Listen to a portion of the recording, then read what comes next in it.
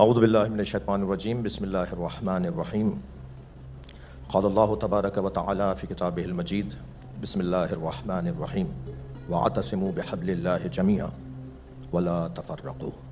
سب سے پہلے میں صدر محفل جناب ڈاکٹر ذاکر نائک صاحب، مفتی صاحب عظمت جناب مولانا مفتی عبدالرحیم صاحب، جناب مولانا اویس نورانی صاحب، اور اسی طرح مولانا مفتی نعیم صاحب کے فرزند محترم، اور ہم سب کی طرف سے، پورے اس اجتماع کی طرف سے، مہمانان گرامی کی جانب سے نمائندگی کرتے ہوئے میں آپ سب کی طرف سے جناب گورنر سندھ کامران خان ٹیسوری حفظہ اللہ ان کو اور بہترین صلاحیتوں توانائیوں سے سرفراز فرمائے، بہترین محفل سجائی ہے۔ مولا علی علیہ السلام نے اپنے دونوں فرزندان مولا امام حسن اور حضرت امام حسین علیہ السلام کو وصیت فرمائی،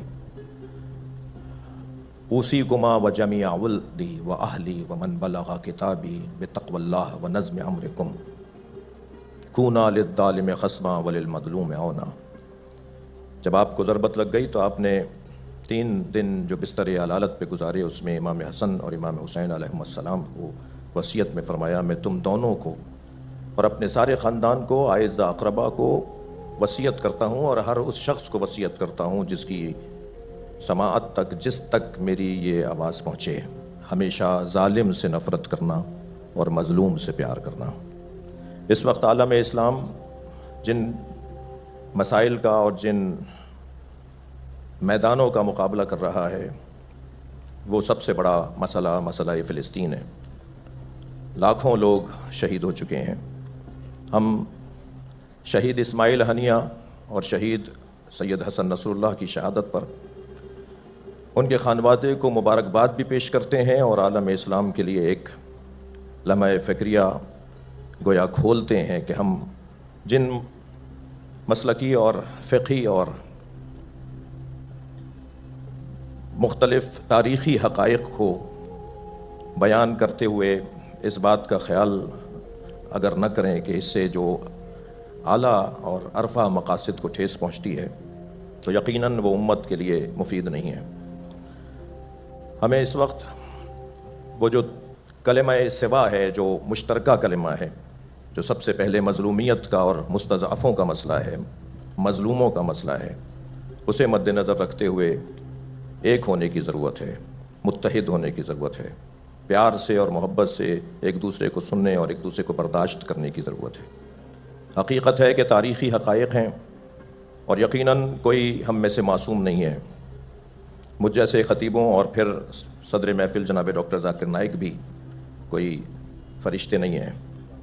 اگر کبھی کسی کے سوال کے جواب میں انہوں نے کوئی ایسی بات کی ہو جس کی طرف کچھ میرے بھائی جناب گورنر سندھ ڈاکٹر جناب کامران صاحب حفظہ اللہ نے بات کی، میں بھی انہی باتوں کی طرف، کچھ اپنی قوم کی طرف سے بھی اور کچھ اہل سنت کے بعض طبقات کی طرف سے ایک گلہ مند تھا اور شکوہ کرنے والوں میں سے تھا کہ یقیناً ایسا ہو جاتا ہے، اور اس کو بار بار بھی نہیں دہرایا گیا، اسے بار بار بھی نہیں کہا گیا، لہٰذا ہمیں ان باتوں کو نظر انداز کرتے ہوئے اس کی توقع رکھنی چاہیے کہ خود میں اور مجھ جیسے خطیب اور ڈاکٹر صاحب جیسے دانشور، جنہوں نے لاکھوں لوگوں کو خوبیوں کی طرف متوجہ کیا ہے، اخلاقیات کی طرف متوجہ کیا ہے، انسانیت کی طرف توجہ دلائی ہے، اور نیک اور ایک بننے کی بات کی ہے، ان سے بھی یقیناً کوئی ایسی بات ہو سکتی ہے، مگر تکرار نہ ہونا خود اس بات کی دلیل ہے کہ وہ کوئی بہت اچھی بات نہیں تھی، ورنہ اسے تکرار ہونا چاہیے تھا، اسے بار بار بولا جانا چاہیے تھا۔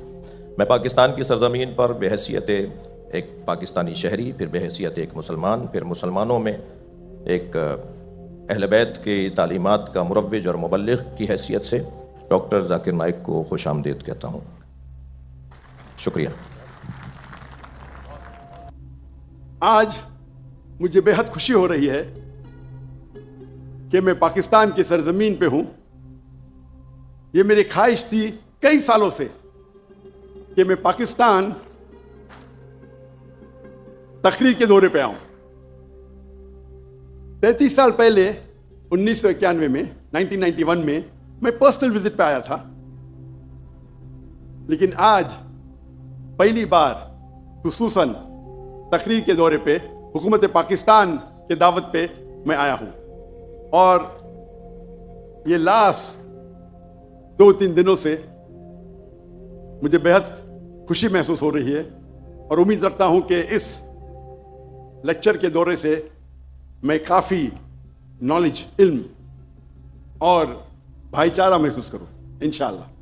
میرے نزدیک آج کے تاریخ میں میڈیا سب سے اہم ویپن، سب سے اہم ہتھیار ہے. It can convert black into white, day into night. وہ کالے کو سفید کر سکتا ہے، سفید کو کالا کر سکتا ہے.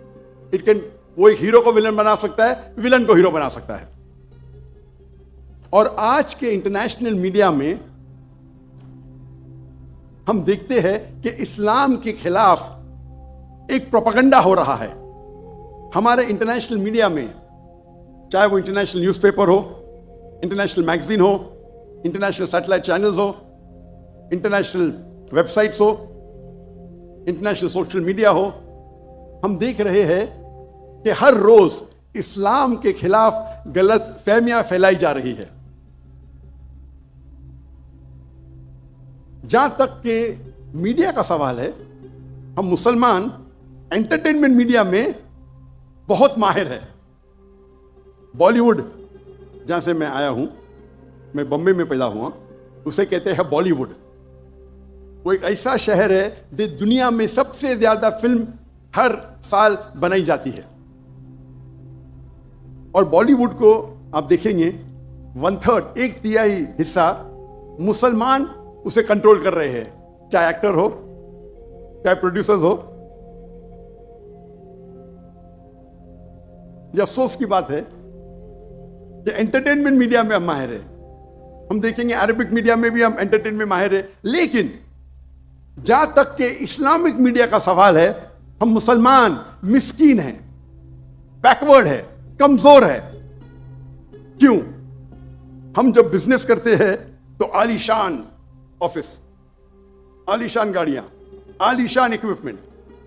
انٹرٹینمنٹ میڈیا کے لیے بیسٹ کیمراز ہے دنیا کے، لیکن دین کو پریزنٹ کرنے کے لیے، اللہ کا پیغام پھیلانے کے لیے جو ٹیکنالوجی ہم استعمال کرتے ہیں وہ ایک دم کمزور ہے. ہم اکثر دیکھیں گے جب اسلامک سیٹلائٹ چینل ہے تو ان کے کیمرہ کو میں کہتا ہوں ٹوائے کیمرہ، کھلونے کے کیمرہ. جو بینڈویڈتھ استعمال کرتے ہیں اکثر دینی Islamic channel 2 mega but, 3 mega but, کچھ چینل کے 1.5 میگا بٹ. ایک سیٹلائٹ چینل یا 2، کبھی کبھی 3-4. جو گرافکس ہم استعمال کرتے ہیں اتنے کمزور ہے کہ اگر کوئی ٹیلی ویژن دیکھے گا تو 3-4 منٹ میں اس کو آف کر لے گا. اسی نقطۂ نظر سے 2005 میں میں نے سوچا کہ کیوں نہ ہم ایک اسلامک سیٹلائٹ چینل قائم کریں جو انٹرنیشنل سٹینڈرڈ کے حساب سے ہو. تو سب سے پہلا پیس ٹی وی ہم نے قائم کی، پیس ٹی وی انگلش، 2006 میں جنوری میں.